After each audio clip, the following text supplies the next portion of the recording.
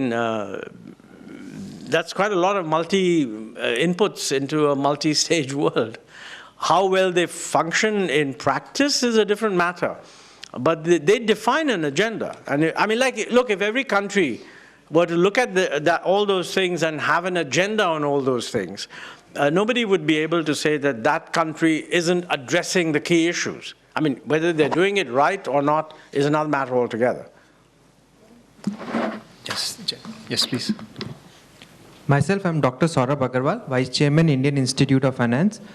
So my question to you is, what kind of governance measure is G20 planning upon so that we do not face the crisis in finance sector the way we faced in 2008?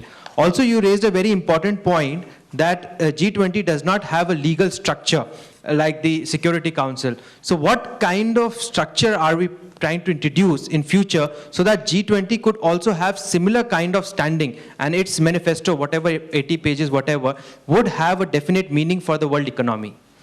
Well, as you say, that's quite a good question, and you're giving me a lead into something I didn't touch upon.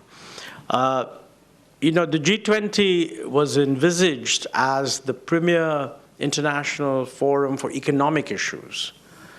But many people say that the most interesting thing in St. Petersburg, was the discussion on Syria, which took place informally during the dinner which the leaders have.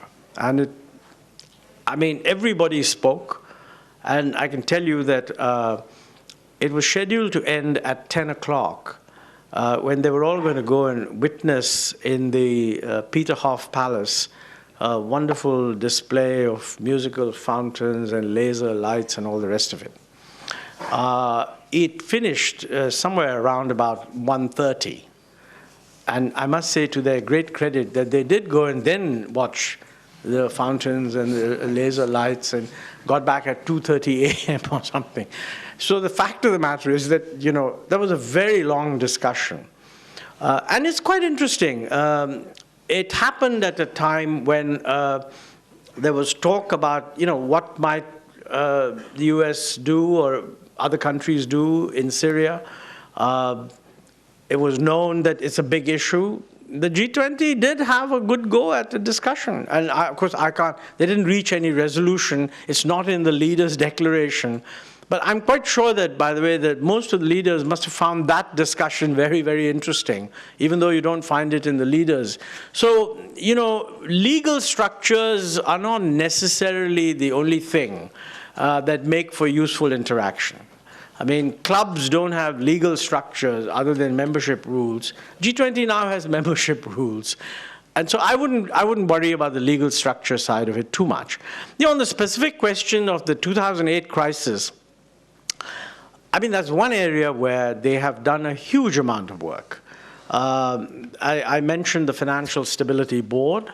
And, you know, within that, the move towards a unified supervision of banks in Europe is a very major step forward, not just from a banking point of view, but also relevant from the point of view of, you know, creating the institutions that can hold the Eurozone together.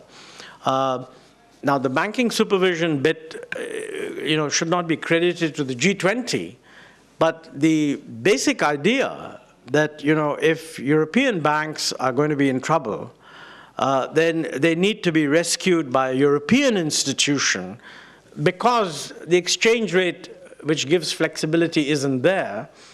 This was very much a part of the G20 discussion. Of course, the Europeans then reacted to that. And, you know, you had this big evolution in the ECB. And linked to that is the idea that if the ECB is going to provide money for banks, which it wasn't supposed to originally, then there's got to be unified supervision. I mean, so that's quite a lot of change that has taken place. And certainly, we have signed up 2018, I think. We're going to be applying Basel III. And there's a whole lot of other things on, you know, how to handle the too big to fail cross-border supervision of banks, better order in how markets for derivatives work. Now, you know, anybody who's an expert in the financial sector will tell you that none of this will guarantee that there won't be another crisis. But it won't be the same crisis. So, the smart thing about the financial sector is that you can earn much more money beating the regulation, finding ways to beat the regulations than you ever can by making them. And so as a general rule, the guys who are beating the regulations tend to be more dynamic and smarter. And as a result, the regulators always, like generals, they're always preparing for the last war. But so I'm not saying you won't have a crisis, but you sure as hell won't have the same crisis. That's absolutely clear. There's a question right at the back. Yeah. Thank you, sir. My name is Sugandha Srivastav. I'm a graduate from Warwick and an intern at ICRIER. So my question actually links to what you just talked about. So with increasing global financial integration and liberalization, my question is, what is the future of the nation state?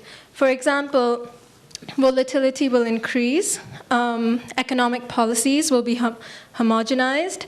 Is this a threat to the nation state? Do we need a new global system? And if so, how is the G20 helping making this happen? And what are the barriers? Thank you. No, that's a tough question. It's certainly true that with globalization and greater interdependence and greater interconnectedness, there are lots of benefits that come your way, and there are also a certain number of costs. You bear the costs of other people's mistakes because they are transmitted to you. And that's why you need coordination, because if you have a continuous debate on how the global economy can work, you can minimize these shocks. It also, by the way, does involve some ceding of sovereignty. All civilized behavior involves some ceding of sovereignty. I mean, if you live in a society, you cede your individual sovereignty by deciding to abide by the laws of the society. When you trade and you accept the WTO rules, you cede your sovereignty. And I think in the financial world also, I mean, as these kinds of rules get established, you really have two choices. I mean, you either de-link from the world or start operating by the rules that the world is comfortable with. Certainly, de-linking from the world is an option. I'm not aware of anybody who actually wants to do that. So the fact of the matter is, your best bet is to link up, protect yourself against the shocks you can't manage, try to manage the shocks when they arise, and set up a set of rules which would minimize the emergence of those shocks, but also recognize that none of this is perfect. There will be shocks. But by and large, you're still better off if you're running a well-functioning, rule-based society. And another thing which is very important is that rules work to the advantage of weaker partners. It's true that the stronger partners are more able to define the rules. So that's why you need to be sure that, when the rules are being defined, you have a big voice in it. But once the rules are there, it's the weaker partner who's actually going to benefit, because the stronger partner can sort of push you around anyway. So I think it's quite a challenging environment, but not an environment which is without positive aspects, let's put it that way. I don't know if that answers your question. Maybe it was a very rich question, so there are some other aspects. If you have, by all means, raise it. I have one aspect which actually is more ideological in nature, because one of the concerns is, are we just homogenizing the world towards one particular type of capitalism? And will it actually compromise on, ideological plurality? Is that a concern? Is globalization homogenizing the world and making it more boring? That's good. I like that. That's a good point. If your image is that we're all going to end up eating hamburgers, you're wrong. They're much more likely to be eating Chinese food and momos and chicken tikka masala and paranthas. So the fact of the matter is, there will be a two-way spread. So I think the notion, possibly the only area where I feel that the world is becoming homogenized in a regrettable way is in men's clothes. You know, I mean, wherever you go, the same old boring blue suit. It was not true historically. You know, we, of course, in India had our own kind of, the Japanese had all their wonderful clothes, the Africans had their, the Europeans. I mean, it's, until the 18th century, the men dressed as flamboyantly as the women. And by the way, this was driven home to me when I was leaving. I left before the G20 Syrian dinner ended because I had to hand in some stuff for the PM that had to be typed up the next day. So I left at midnight. And as I walked out, they had about 100 people, probably from the local ballet or whatever. 50 men dressed in Peter the Great's time costume, and another 50 women dressed in Peter the Great's time costume.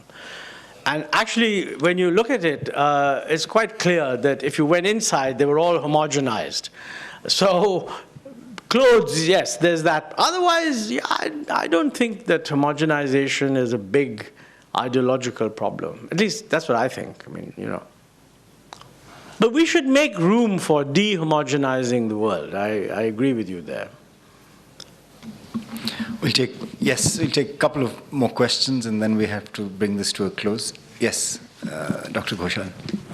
Balodaj Ghoshal. Is G20 just a talk shop? You know, the thing is, I run the planning commission, so the term just a talk shop is not a very good idea. You know, we underestimate, in my view, the role of talk shops. Nobody wants the G20 to run their country. I certainly don't.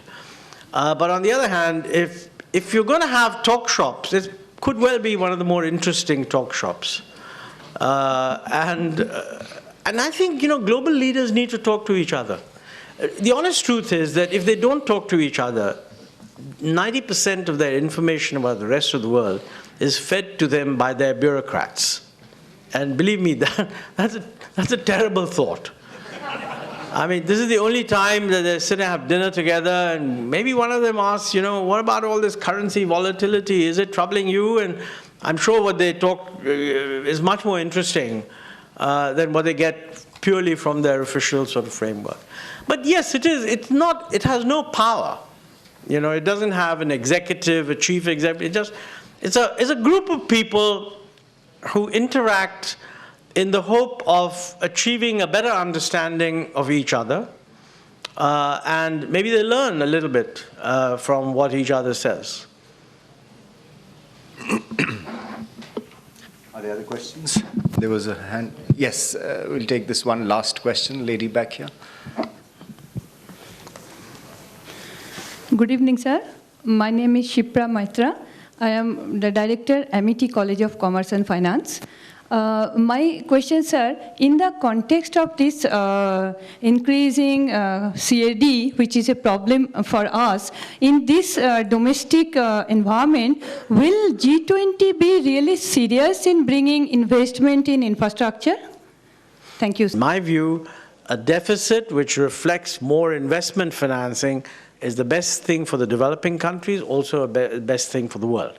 So the question is, what's the G20 going to do to finance that? Well, the G20, one thing they're not going to do, unfortunately, they're not going to capitalize the international lending institutions even to significantly increase the volume of lending. I think that's a mistake. I think that's short-sighted, and who knows, maybe the Australian presidency will get them to change their mind on that.